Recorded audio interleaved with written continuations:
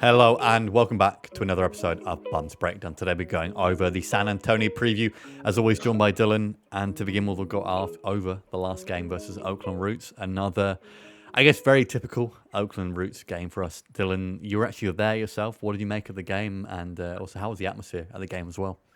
The atmosphere was great. I've said it before. The Roots fans are a great bunch. I have some friends who have season tickets there, so I got to hang out with them. That was a lot of fun. Honestly, everything except the actual on-field game was a great time. Loyal had a really good turnout, actually. I would say like 20, 25 people. So we were nice and loud.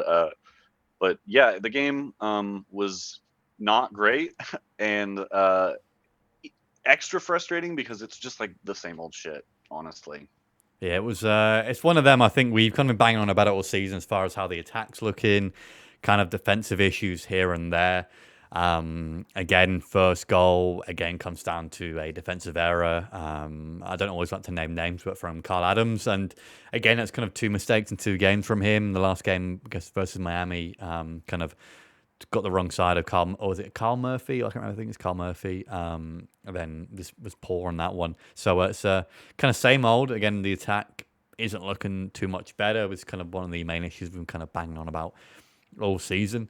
But I guess it's more of a same old story versus Oakland, where we always think that we should be beating them, and they always seem to do well against us, and it's basically our bogey team. I guess really, was there any standout players for you that game? Nick Moon was like really our only outlet a lot of times. So I think he's continuing to have a good season, even though the goals and the assists might not quite be there. And I actually thought Duran played pretty well despite us losing 2-0. He made some really, really good saves. And I don't fault him at all for either goal because they were both really bad defensive mistakes, in my opinion. So, yeah, those would be the two people I'd pick out. Yeah, it's a tough one too. I don't think the result maybe necessarily reflects fairly on the actual game itself. Their second goal coming late, first goal very early, kind of early on in the game. But the main issue really is that whenever we concede early on in the game, we do struggle to break down a team after that, especially a team who can sit in, defend very well, and kind of be very hard and difficult to break down. Um, Kind of for you, really, anything we could have done differently in the game to kind of to change the result come the end? You reckon? I I don't know. It's hard for me to say like looking back just because I was there in the stadium, so my viewing of the game was probably different than a lot of the people who will be watching the shows was. Um, but it kind of felt like we played right into Oakland's hands, to be honest with you.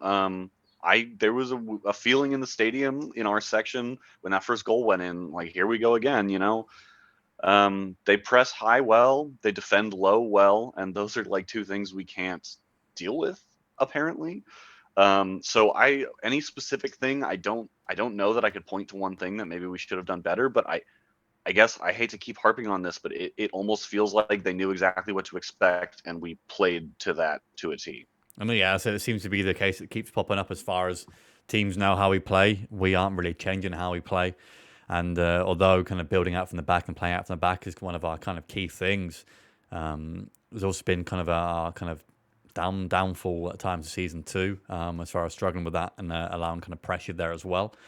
And I think also it highlights how important it is to get an early goal, to get that first goal, because that does change the game. Then I mean, you take away that first goal, Oakland become a bit more open in the actual game. We maybe create a few more chances. But I still think we created a good amount of chances here and there. I wouldn't say that we didn't create chances in general.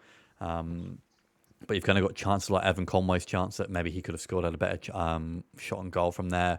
I think Darmus had one or two here and there. I mean, one of those goes in, completely different game, and I don't believe Oakland go on and get that second goal. But I think end of the day, with kind of soccer in general, is it's not always a team who kind of plays the best game overall. I mean, you've got to be smart. If you can get an early goal sit in, you haven't really got to play that well really to kind of see out the game. And they always knew they were going to get another chance, probably via a counter attack, and they took advantage of it. But again, that's 12 games gone this season, essentially third of the way through, only 34 games on the year. Sitting fourth, 7 points off the leaders, Sacramento, I think, right now, I've got to be the clear kind of favourites to win the USL. But do you think we're deserving of fourth place? Kind of how are you feeling so far after 12 games? I think if you are to just look at the table and the list of fixtures and results, and not really look at the way any of those games have happened, I think you would look at this season thus far and say, I think we're about where we expected to be. But the big thing for me that jumps out is on the table is the 18 scored and 15 conceded. That's not a great goal difference, and we honestly probably could have conceded more goals, and we probably could have scored more as well. But I, I don't feel great about that. It almost feels like we're overperforming sometimes, even though I think on the whole we're like underperforming, if that makes any sense. But yeah, like I said, if you were to just look at the table and the fixtures, like, away draw to Phoenix, thumping Phoenix at home, winning at home against Tampa, beating Orange County on the road, winning in Miami, like those are all great wins. El Paso's looking more and more like not such a bad loss. They look like a really good team. Rio Grande Valley, that's going to be a tough one to swallow come the end of the season, I think. But Tulsa, decent team as well, beating them, beating Detroit, who I think will figure it out. Anyway, that is all to say, like, I think if you were just looking at the numbers, you might feel good. But having had to sit through those 12 games, I'm not that psyched on it.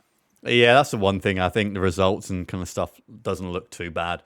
But definitely, I mean, watching these games, and most of them have been, I'll be honest, they've been hard to watch for most of these games. I mean, maybe for a neutral, it isn't too bad. But I think at times it's been kind of frustrating. I think kind of one word to kind of sum up how we look really in with possession of the ball, I think is lethargic, really. Look to play very safe. And I mean, people love to speak about San Diego Loyal being one of the best teams to watch in the USL. But people are saying that aren't fans of San Diego Loyal. That's the main thing, honestly. I mean, we kind of play out from the back. Even going back to that Seattle Sounders game, the commentators were saying, "Oh, San Diego Loyal, they don't play like a USL Championship team. They play out from the back. Kind of the goalkeeper comes in as another centre back, very kind of tactically astute."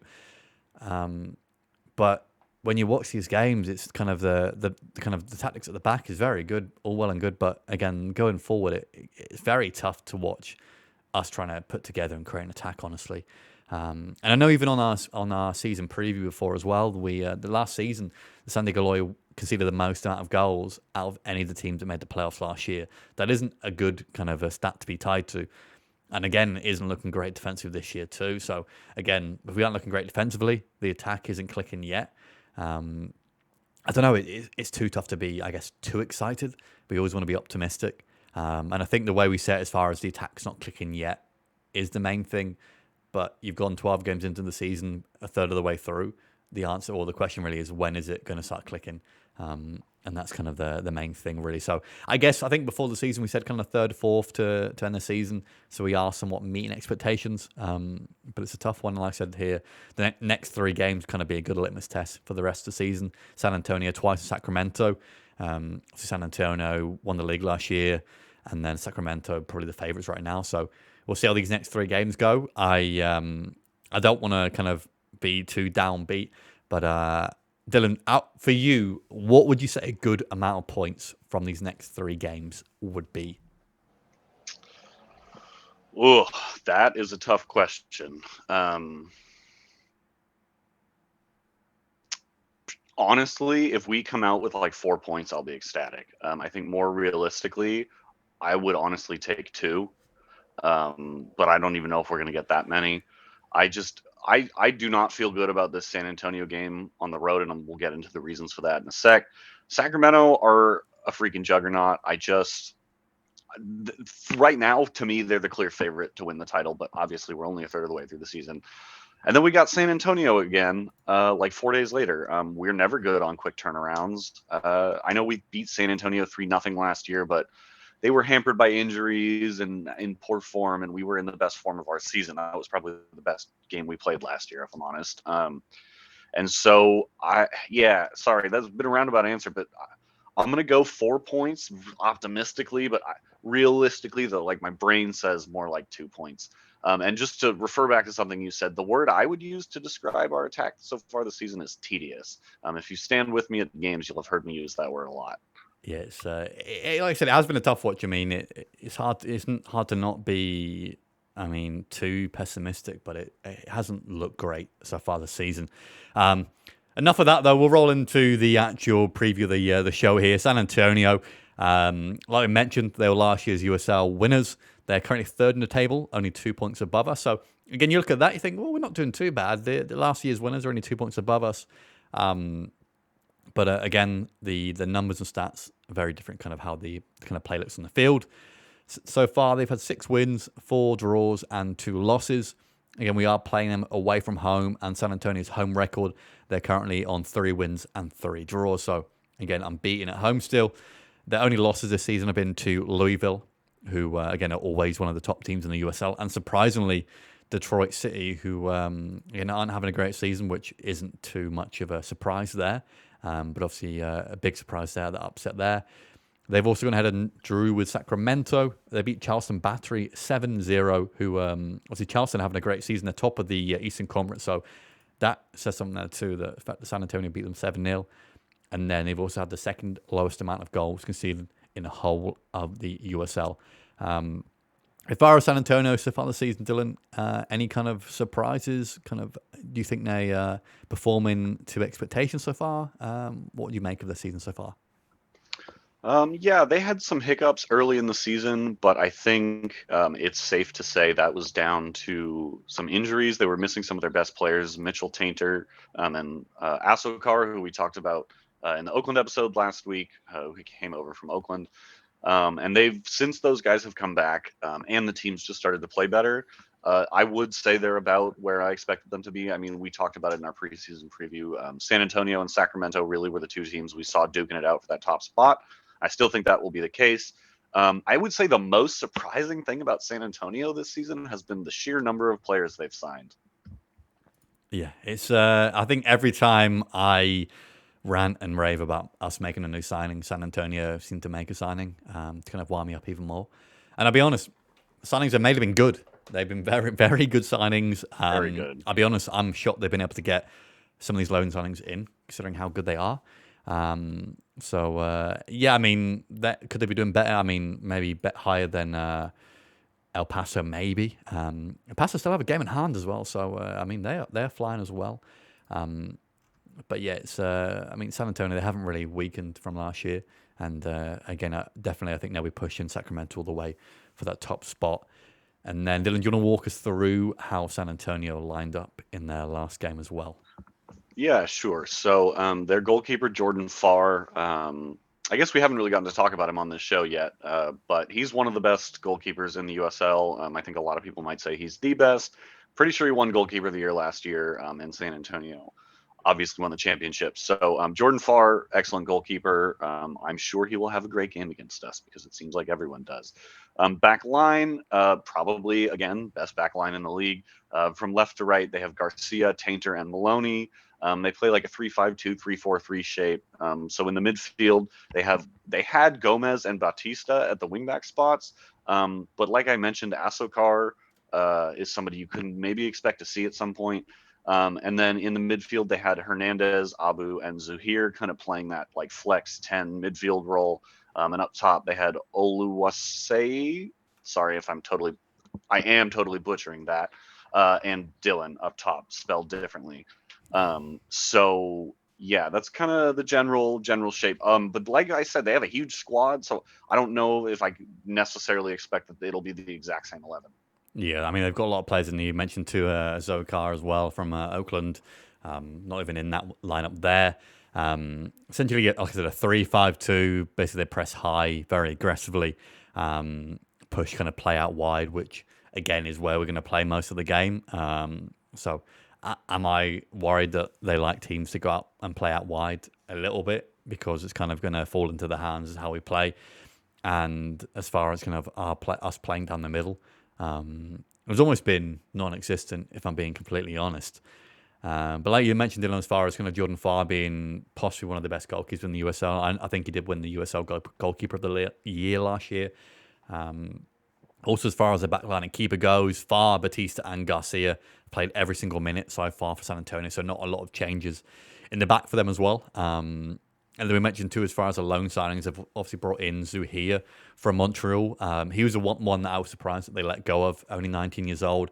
I think played 5 games already in the EMLS this season, 2 of them being starts. And then Oluwaseyi from Minnesota, the striker. Only played 4 games so far for San Antonio, but has 4 goals and 2 assists, and has a goal every 72 minutes as well.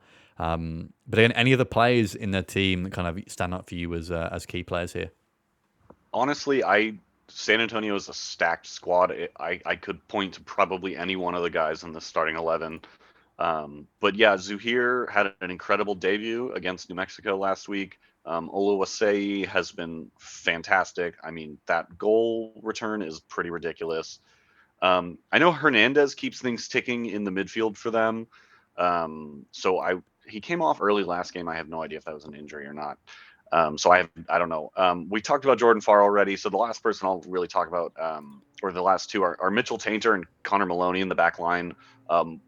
Probably 2 of the best, if not the 2 best defenders in the entirety of the USL Championship.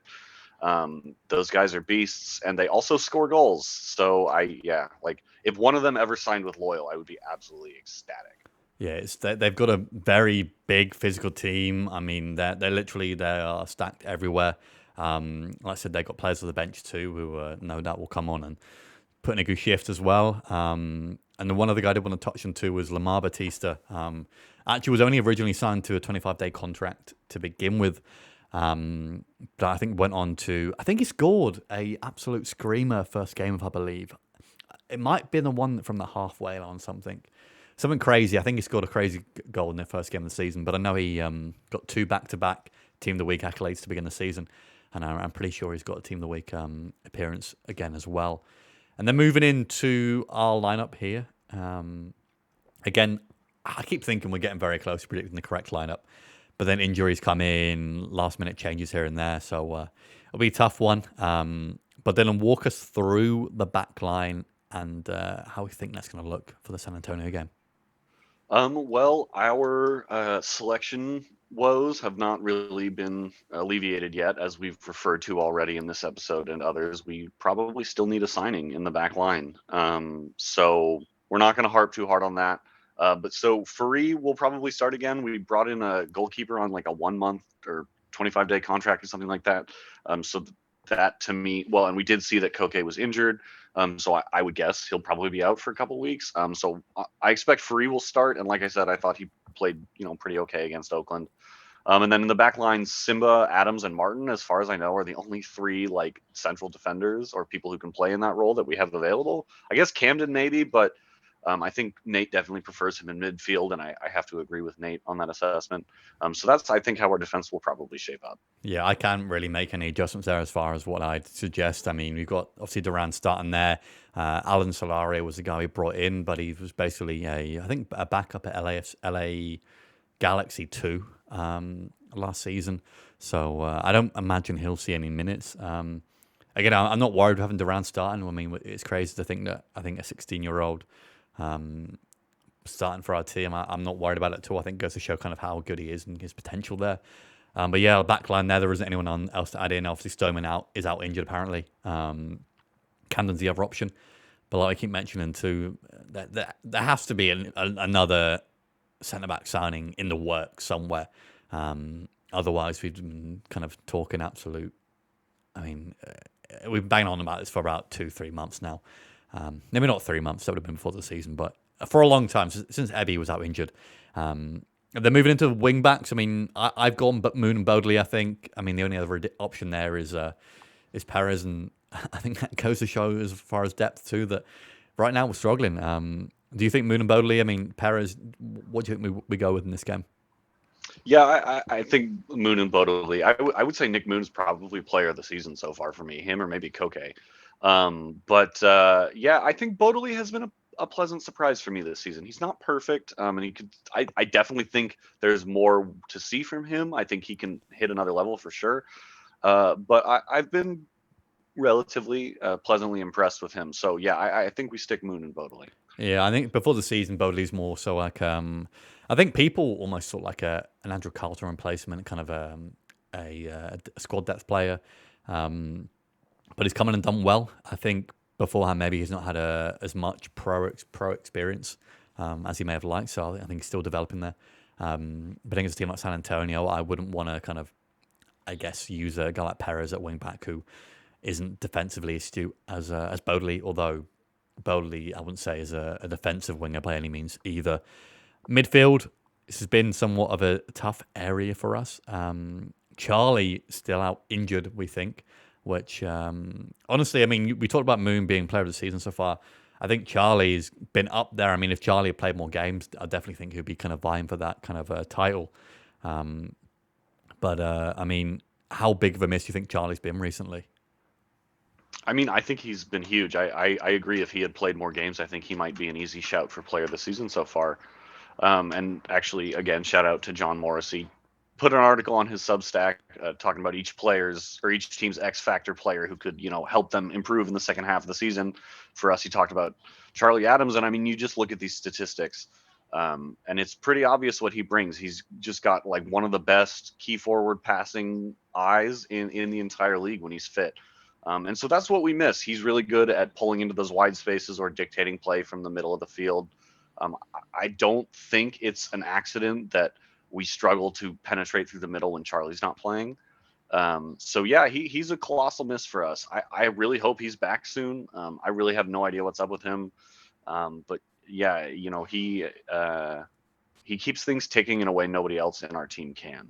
Yeah, I think that's the main thing, really. We're missing a playmaker, whether it's kind of an advanced playmaker like in a number 10 role, or maybe more of a deep line playmaker like Charlie, who kind of has the ability to pick off these passes and always play the risky ball when we need it. When more often than not, you kind of have guys like Colin and Corona who do like to play kind of the most of the safe pass, the passes on, but maybe not like a line splitting pass or a pass to kind of get someone in onto goal.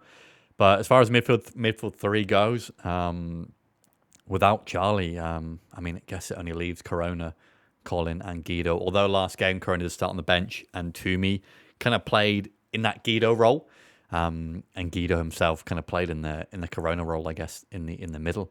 I'm going to assume we go with that. What do you make of that midfield three, though? Do you think Toomey has a slight chance of getting in there or not? I mean, how did he do last game for you? Yeah, I thought Toomey was largely anonymous in that game. He had a couple nice moments, I guess, but yeah, we had like a weird kind of pressing shape in the last game. Actually, I guess to Nate's credit, it was something I hadn't seen us really do this year. We almost pressed with like a front 2 and 2, so like a box almost kind of shape with like Toomey and Guido pushing up behind the strikers. And I mean, it super didn't work. I'm gonna be honest, but like credit where it's due, I guess. It's technically something different. Anyway, that is all to say, no, I don't think Toomey's going to start this game. I think we'll probably vie for more defensive solidity. So I would expect to see Martin and Corona probably playing a little bit deeper, and then Guido coming in and playing that kind of like flex 8-10 spot. Yeah, it'll be tough against kind of San Antonio's midfield three as well. But I think if we want to have a chance of winning the game, we have to go with a midfield three and kind of combat that in the middle because, again, that's where they're going to want to push us out wide. So I am worried. And then front two, we went with Damas and Conway last week. We ended up being Collier and Conway. Do you think we stick with Collier and Conway or Damas comes back in, do you reckon?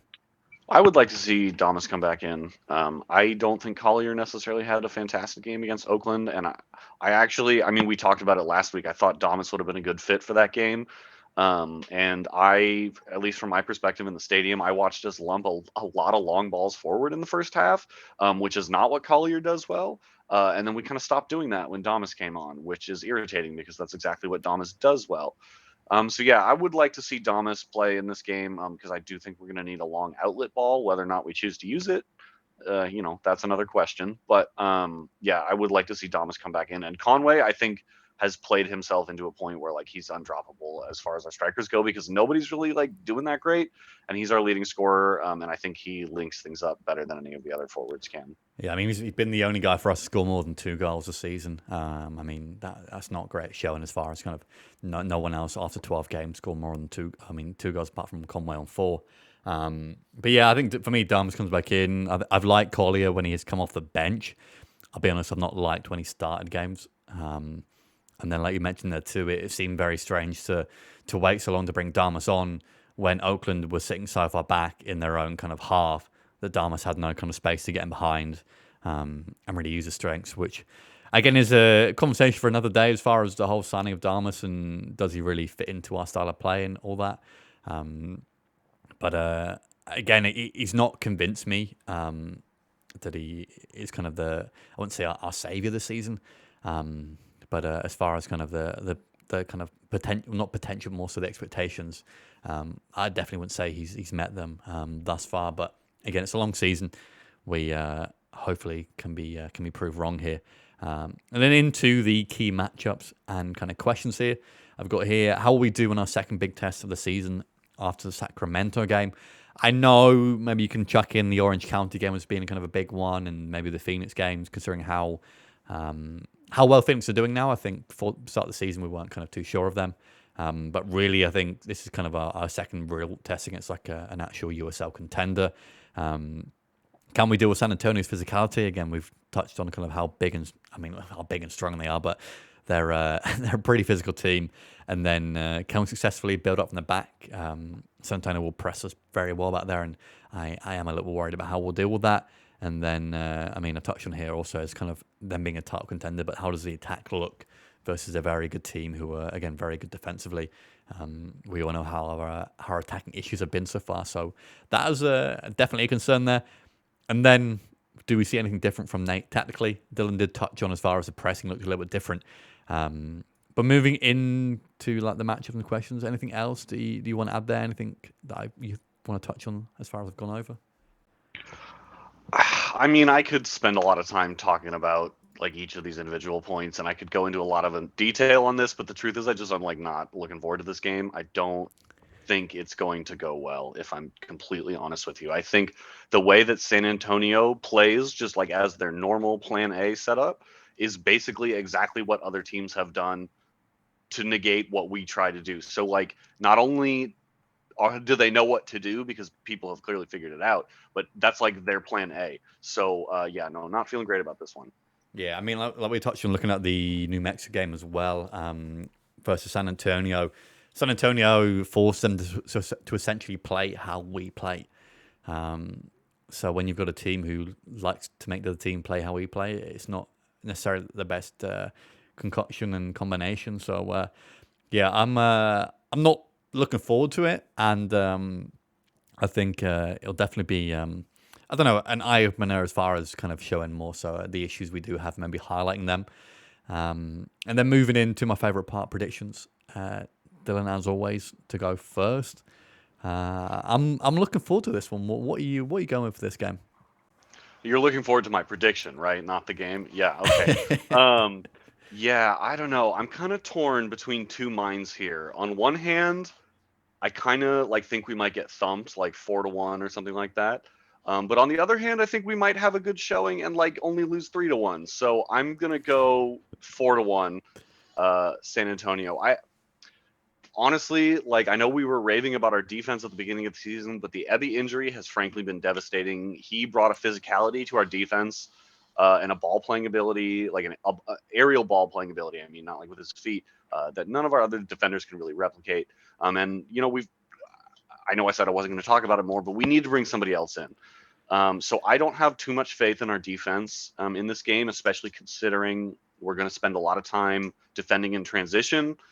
Because San Antonio presses well and they also low block well. So we're going to get hit on the counter. Whether we concede those goals, that's another question, although I guess I am saying we will. But yeah, I'm going to go 4-1. I mean this in the most positive, constructive way possible, but loyal or like do a thumping. Our defense has not been good. Our offense has not been good. And sometimes you need to shake the cage to change things up a little bit. So I super duper hope I'm wrong more than at any point I've said that this season. I really hope I'm wrong, but I do not foresee this game being an enjoyable watch. Yeah, it's one of them, and we spoke about beforehand as far as fans of the Loyal, we never want our team to lose. But again, when we know there's issues with the team, you also kind of maybe do want more of a reality check at times as well, as Sakara kind of say that we are fourth in the table. We're only 2 months behind the USL kind of last year's winners. But no way do I really think maybe we deserve to be where we are based off our play purely alone. So it's a tough one.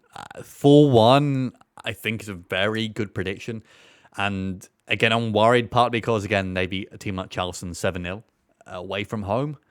And Also, they've only conceded, I think, like I said, they've conceded the second lowest amount of goals in the USL Championship, and our attack hasn't been clicking either. So that is leaning towards, I think we aren't going to score. We aren't going to score at all versus San Antonio. And I really hate that I'm saying this, but I think we're going to lose 3-0, 3-0. And honestly, it pains me to say that. As much as I love being kind of pessimistic and wanting us to kind of bring in a new player and change things here and there, I just don't see the game going any way differently unless we move away from kind of how we've been playing currently. But again, I don't believe Nate right now has a plan B, which, as much as we love the kind of 3-4-3, kind of how we've been playing at times and how it looks. I am worried that teams have figured this out, and San Antonio are going to be kind of licking their lips as far as us playing into their hands. But Dylan, anything else? Any final words to wrap things up on the first episode where we've actually predicted a loss here? Yeah, I guess I'll just say to all my fellow loyal fans out there, like, remember when this used to be fun? I hope we can get back to that sometime soon. And the other thing I wanted to say is another shout out to the Oakland fans. They're very hospitable. I had a great time, even though they were playing down at Cal State East Bay now, which I guess is like a marginally nicer field than Laney College was. But I was pretty excited to go to Laney College when I first booked my flights up there. For those of you who don't know, it's right next to Oakland. There's fantastic bars and restaurants right around it, and it's right next to a BART station. That would have been preferable than hauling ass all the way down to Hayward. But anyway, the fans were hospitable. It was a good stadium experience. I got to see some people I don't get to see very often, so that was a lot of fun. Kyle, if you're watching this, shout out. I appreciate that you share this with your Oakland fan friends. But yeah, I've said this before, and I'll continue to say it. Like, other than beating Loyal every time we play them, I love everything that Oakland Roots do. I think they're an awesome club. I love the way they represent the city of Oakland. So yeah, big love to them. Yeah, it's always, like I said, it's you never want to be kind of, there is obviously rivalries here and there, and obviously Oakland have beaten us plenty of times more than we've ever beaten them. I think it's only on one occasion. But again, they always have a good kind of support and good fans there as well. But yeah, I think definitely the next 3 games, like I mentioned before, as far as kind of being a good litmus test for the season, maybe highlighting some of our kind of problems and issues that we've maybe kind of been overlooking here and there. But not to say that if we get a win, I'm not going to be absolutely buzzing. And I'm looking forward to seeing how the game goes if we do see anything different.